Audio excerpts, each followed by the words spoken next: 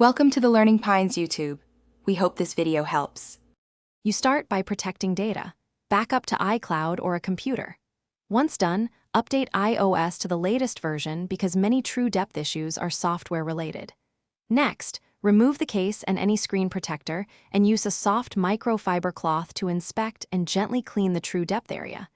Make sure ambient light is moderate. Avoid direct sun.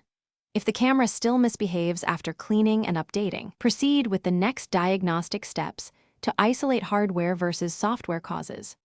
You now move into diagnostics. Perform a force restart, press volume up, volume down, then hold the side button until the Apple logo because that clears transient faults. Once restarted, reset Face ID and relevant camera settings to remove corrupted configs. Next, run focused camera tests. Open FaceTime, the front selfie camera, and an AR app to observe face tracking and depth behavior. If performance varies across apps, it suggests software issues. If all fail, continue toward hardware inspection and targeted repairs. You finish by deciding repair versus replacement. Inspect for cracks or impact near the Truedepth array. If damaged, replacement of the module is often required.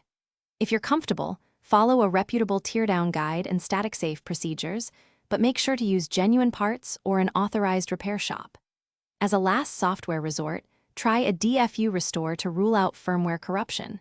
Remember, DFU erases the device, so restore from your backup. Troubleshooting tip.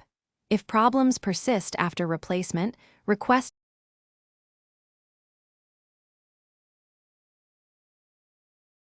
Thanks for watching. Consider subscribing if we helped you.